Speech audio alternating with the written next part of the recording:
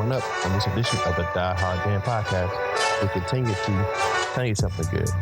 Positive news and notes for the Lions organization. Then we look at the top draft prospects in this week's NFL draft. And we make you say, not again, the same old Lions.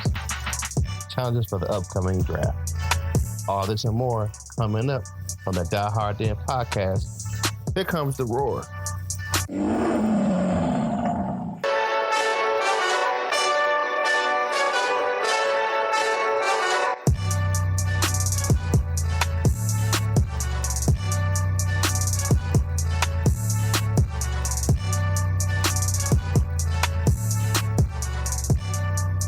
What up, though? And welcome to the Die Hard Dan podcast. It's your man, Kurt Steele, with my boy, Seany J. Hit him up. Tell him what's up, Seany J. Good evening, all you Lion fans out there. We're only a couple of days away from our annual Super Bowl, a.k.a. the NFL Draft. So Yes, I'm very excited to talk about that. It is draft week. Happy draft week, everyone. I know people are gonna have draft parties and attending, and good thing the Lions are going to have their war room broadcast for everybody to see on the first night of the draft. So but without further ado, let's tonight it'll just be myself and Seany. Will's had a family situation come up, so he won't be joining us this week. But big shout out to Wills. I know he's going to be listening in once I post the podcast. So we'll see. We'll hear from Wills again next week. So it's time to tell me something good. All right, Seany J, tell me something good. Well, this is good news for all Lions fans, in particular Matthew Stafford. As you know, his wife had needed surgery to remove from a tumor from her brain. It was non-cancerous, but still something he had to get done. The surgery was a success. She posted that herself on Instagram. She gave thanks to all the Lion fans and non-fans alike for their prayers. This is important for Lions fans because if Kelly wasn't well, it may have forced Stafford to sit out the season. And of all the moves we make, and that's the last thing we need, this kind of distraction. I'm happy for the health of Kelly Stafford. Now, maybe her husband get focused. Take some more time off of study off season. Kelly's health comes first. Yes, it does. Hopefully, Matthew can rest his mind and concentrate on the upcoming season. And God bless Kelly. All right. Yeah, Kelly, prayers up for Kelly.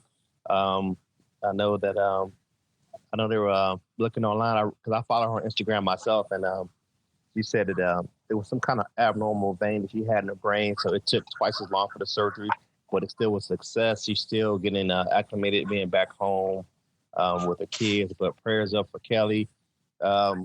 Just a full recovery, and whisper in her prayers. Now, my something good is my man, big fullback, big part of the Lions for a while, Corey Schlesinger, is going to be announcing the third pick in the upcoming draft on Friday.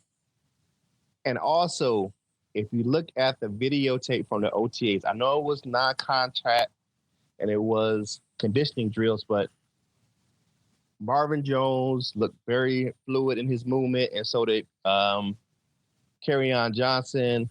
It looked like they had really ill effects from the injuries from the season.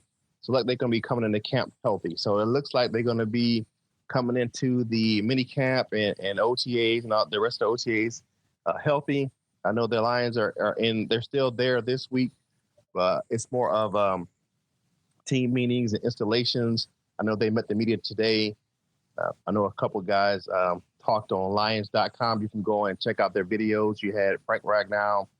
He spoke very highly of his former teammate at Arkansas when Trey Flowers, and Kenny Galladay spoke very, very highly of Danny Amendola. He said his work ethic, he was pushing the receiver room. So looks like we're going to have some good positive things going into the season.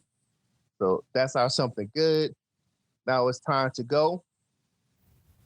On the ball. Set, go. All right. On the ball, on the offense this week, my top 3 draft prospects for the Lions on the offensive side of the ball. I kind of did them in tears myself. If the Lions trade back or they just try to go with the offensive lineman, my first draft prospect that I want to talk about is Cody Ford out of Oklahoma. 6'4", 329, power blocker. He is played tackle. However, he can move on the inside. I think a lot of NFL teams are looking at moving him inside. This is because he's a strong power blocker. He has some problems with some speed rushers off the edge where he doesn't have very long arms, but he has a good footwork. He's be able to go and be a big punishing offensive lineman on the interior line. So I think that if they go lineman, Cody Ford's the way to go to fill that gap left by TJ Lang when he retired. What you say, Seany? I like the pick, Cody Ford. He's a big guy. He's a mauler, big, strong guy out of the University of Oklahoma. Now, a lot of guys said there's no offensive lineman worth taking in the 8th pick. Well, if you trade down, you look at him. I still say if you really like a guy, he impresses you on film when he played in college. He impressed you at the combine and Senior Bowl and the pro days. This is a guy you really want. You can think out the box. You don't necessarily have to go with the flow just because the fans or the media or the so-called experts don't like him. It's what you see. You're the coach. It's your decision. And you shouldn't let outside things like the fans, the media, the NFL Network, or guys, Terry Bradshaw, Howie Long, those guys influence you. Yeah. You should. They're not getting paid to make decisions. You are. So you gotta go with you see and your own personal evaluation on a guy. Right. And looking at him, and Oklahoma had one of the top ranked offensive line in the country. So big shout out. That would be if they went offensive line, that'd be my top prospects for the Lions. So, all right, my second guy that I went with as far as my draft prospects is Deebo Samuel, wide receiver out of South Carolina. If you listen to the podcast, you'll know that I'm a big believer that the wide receiver depth on the Lions is lacking. So I think we need another guy. I would pick Deebo Samuel out of South Carolina for some good reasons. He's a good downfield blocker. He's fast. He can run a jet sweep. He can run a go route. He can play slot. He can play outside. He can return kicks. He's very versatile, and that's the type of individuals that Bob Quinn and also Matt Patricia look for when they're drafting or individuals they want on their team. And the scouting on him, he's a bigger, stronger version of Brandon Cooks. So he's incredibly tough. He does block downfield, so he welcomes contact. He hasn't run on a blazing fast 40, ran a 4.5, but Jerry Rice didn't have 4.5 speed. There's no way I'm saying he's Jerry Rice, but he has football speed and maybe not just outright, flat out speed running a 4.5. So my second prospect, Deebo Samuel, wide receiver out of South Carolina. What say you, my man? I like Deebo. He's been linked to the Lions, as a potential second-round pick. I'm seeing a lot of mocks. Good player. He's built at more like a running back instead of a receiver at 5'11", 215, which is okay, He's tough, as you said, runs good routes, good blocker. I think people put too much stock in 40 times and, combine results, because kind of like you said, can a guy play football? Does he have football speed? Jerry Rice, like you said, the greatest who's been called the greatest, not just receiver, but NFL player in history, didn't have the best 40 time. He wasn't a speed merchant, but he's fast. He had football speed. And I think Deebo will be a good pick. So I like to pick Deebo Samuels as South Carolina. Yeah, I just looked at he's an all-around football player. We just got rid of a guy who was kind of that same build in Golden Tate. Yes. With that same size, built like a running back. type of individual. So I think he will be a good fit. If you look at that kind of scheme that they like to run, they like to we have our big receivers, but we want those small guys that can get in and out of their breaks and play the slot. So I think he would be a good fit. If I can say go along with Powell. I'm sorry, if I can say one more thing about Debo, you take receiver in the first second.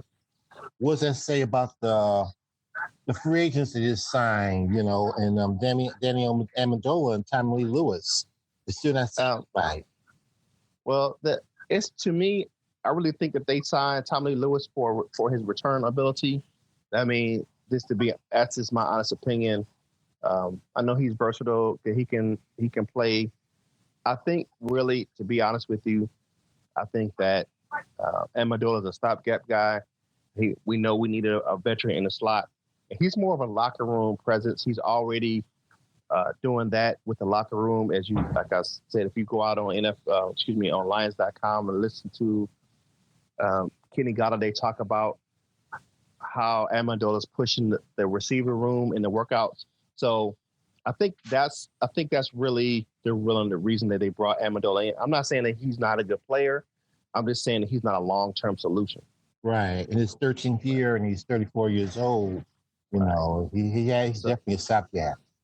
Yeah, he's a stopgap guy, and I think he's there too. Like I said, he's a locker room guy to kind of push the type of attitude and regime that they want in the regime here at the Lions now. So he's here to bring that Lion way, the new Lion way.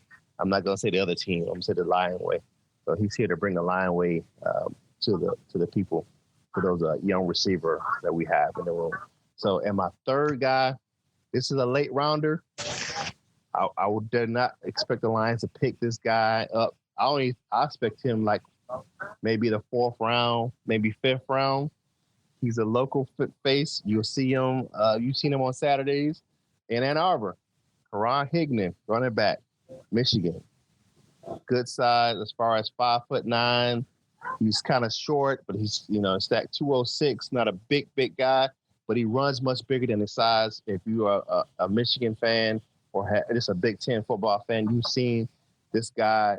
He finds creases very well in between. He could be that change of pace back between Kerryon and CJ Anderson. He can definitely make Zach Zenner earn his spot on the field.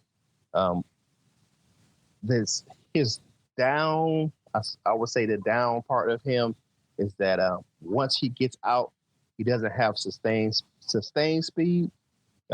He's not a big, he takes care of the ball. He's not a big fumbler. However, it doesn't take much to get him on the ground, as far as contact. He might bounce out, but if you have a big hit on him, he'll go to the ground, but he'll hold on to the ball. But he may pick up some traits. He'll be a work in progress for the Lions, but he could definitely give Dr. Z some run for his money if he's drafted later on down the line.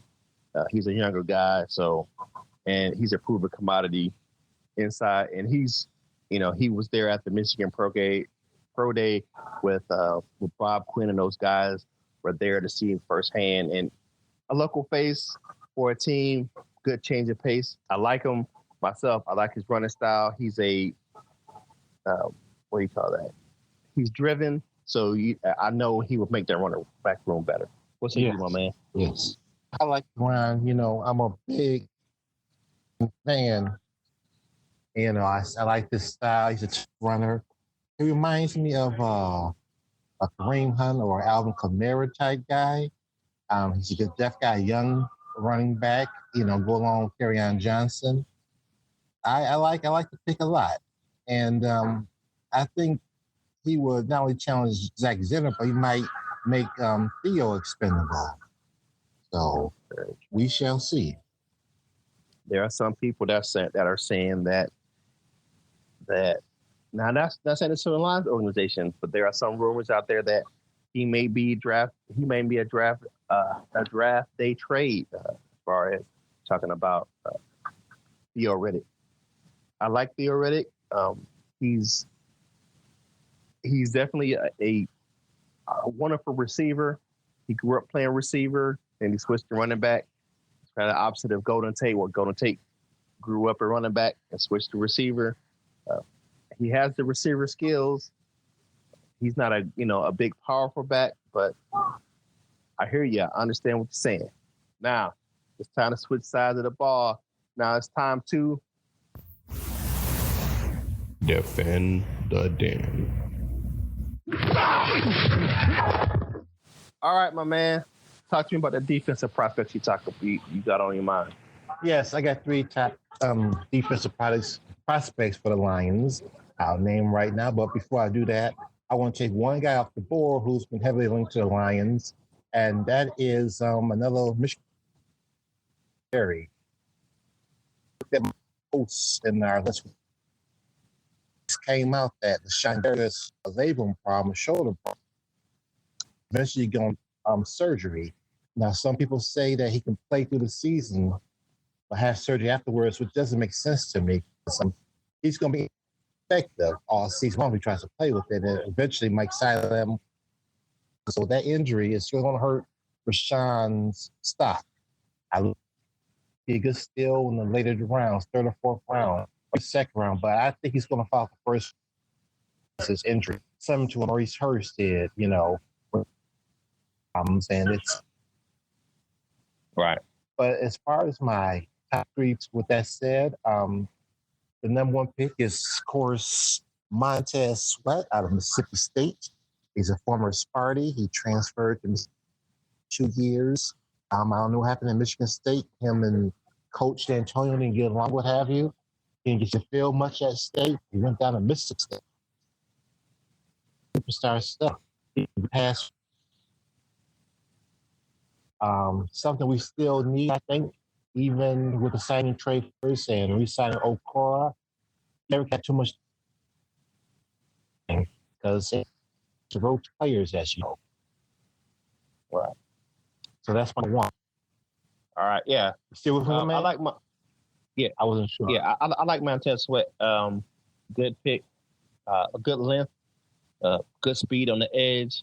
He definitely, when he went to the other MSU down south, he definitely showed his worth as an edge rusher. He's athletic. He's tall. He fits the bill for Bob Quinn and Matt Patricia's defense. So I agree with you 100%. Montez Sweat would definitely be a big pickup for the Lions. Okay. With that, I'm on to my second pick. My second top defensive draft pick for the Lions is another position we can use. And, Patricia loves defense, being a defensive-minded coach. He loves linebackers. And the second pick is Devin White, the linebacker at LSU. And this is an outstanding pick. This guy, one of the guys that have been linked to the Lions as a possible first-round pick as well as Sweat. He upset with his pick. He's a great linebacker. He can rush the pass. Speed. He himself came out and said that he would love to come to the Lions and team up with Jared Davis, another SEC. And they'll form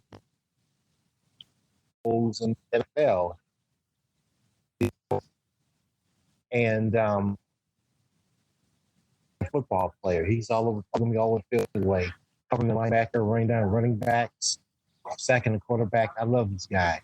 So that's my second pick. Yeah. For the Lions. What say you? Yeah, I like Devin White, man. That will be my pick. If the draft board hit right and he was available at number 8, I would no doubt that would be my pick. Really, that's my really first round. My pick, if it was up to me, if I was king for a day on draft day, I would pick Devin White to solidify that linebacking core. We will definitely be a force to be reckoned with at the linebacker core if we had Devin White on the field with Jared Davis. Those guys cover side on the sideline. They can rush the passer. They have exceptional speed for both guys. They tackle real well.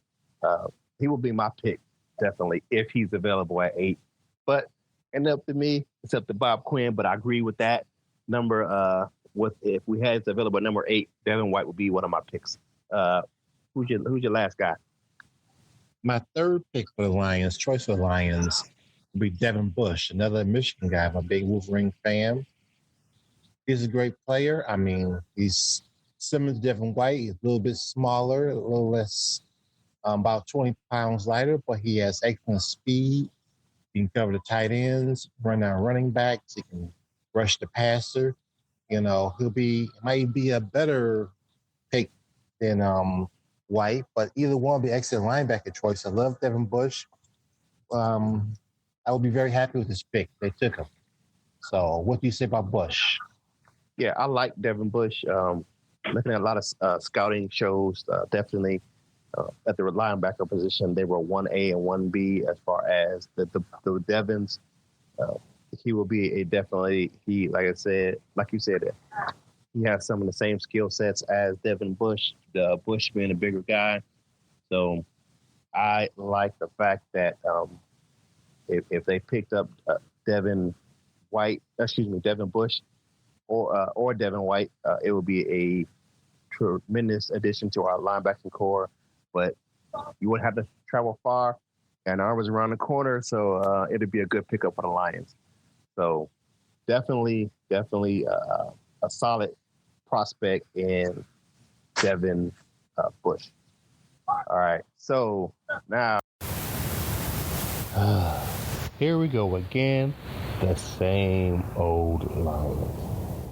all right, so my man Wills is out.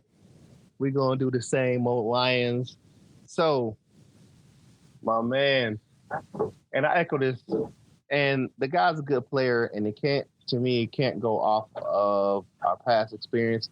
But I do not want to tie it in the draft just like last week. Definitely. So that's a message from Will. No tight ends. He wants defense. So he said the Lions would be the same old Lions if we drafted an offensive, especially a skill position player in the first round. My thing is, if we're the same old Lions, to me, the same old Lions is we still have not solidified the backup quarterback position. We have no contingency plan if Stafford gets hurt or he has to sit out. So we definitely need to solidify the backup quarterback position. I think it would have been solid to bring back Castle. He's a proven veteran. We know he can win in this offense. But to bring in Tom Savage, I know he has some type of background with O'Brien down in Houston, running a similar system. But I think that the Lions need to solidify the backup role, the backup quarterback. I know those guys aren't starters for a reason, but you can find a good, solid backup. You look at what's the guy who just won the Super Bowl a couple years ago? Foles. He sees a backup. We've had plenty of backups that have success in the NFL, but I just don't think Tom Savage or Connor Cook is a solid, really backup plan for having. Right. If Stafford goes down, I mean, it'd be like or Dan Orlovsky just run out the back of the end zone. I fear something like that will happen if Stafford has to sit out or he gets injured. So, what say you about this? The same old Lions. What would they do right now to make us the same old Lions going forward? If they stay in the A spot and they took T.J. Hawkinson, the A spot, that'll be same old Lions.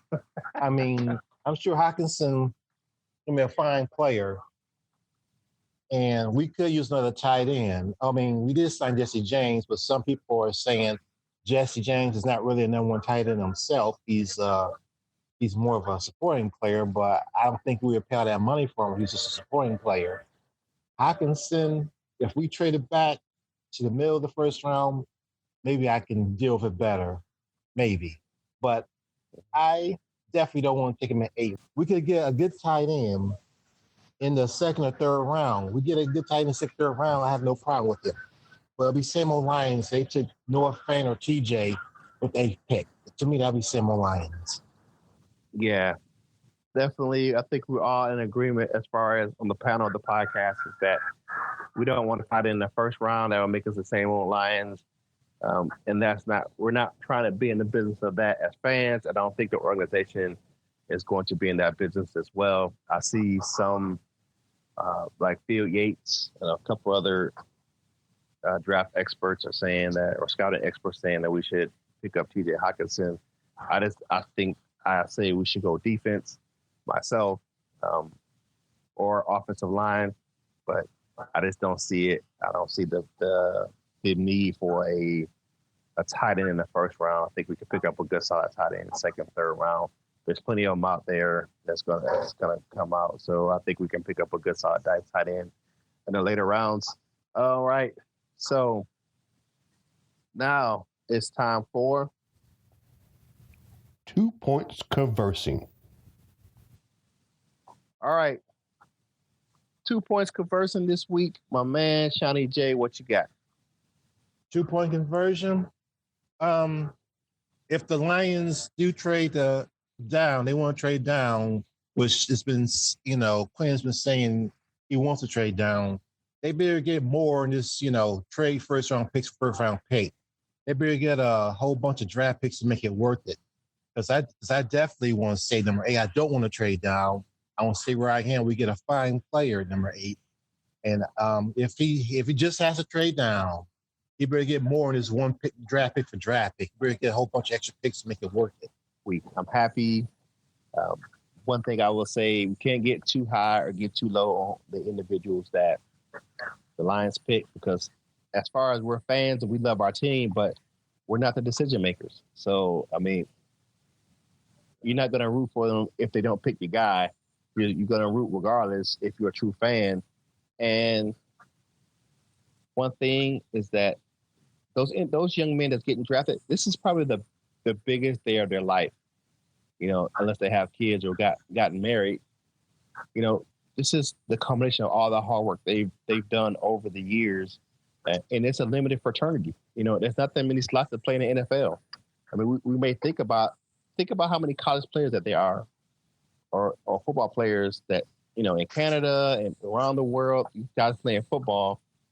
There's not that many slots for these guys to play in the NFL. No, there is. So this is the biggest day of their life. So, don't bash them too hard. If it's not the guy that you think that the Lions should pick, because guess what? Right. It's out of our hands. So, well, Godspeed to those young men. Good luck to them this Thursday. So, all right, Seany J, tell them where they can find you on social media. You can find me on Facebook, The Handsome Man. You see the profile pic, Sean Jennings. All right, Sean Jennings. All right, myself, Kurt Steele. You can find me at Curtis Steele, STEELE 14 on Twitter, and the same thing on Instagram. If you want to look at the show's that show's Twitter page, it's at DieHardDenPodC1. If you want to email the show, it's dieharddenpodcast@gmail.com. Next week, we're going to definitely be analyzing the draft. Yes, so yes. Look forward to that next week. We're going to be analyzing the Lions draft picks and giving some good feedback from the individuals. By that time, the players should be introduced, and we'll know who's going to be on the roster going into the mini camps. All right. So with that being said, it's your man, Kurt Steele, and my boy, Seany J. Give your last shout out there, Seany. Like I said, Lions fans, by the time we make the podcast next week, the Lions draft picks, the entire draft will be in. We can analyze them. We can give our 2 cents. I think we'll get the Lions make the right choice or not. So I can hardly wait till next week's podcast, my man. All right. So for all you fans out there, it's your man, Kurt Steele, and my man, Seany J, and we out. Have a good one, everybody.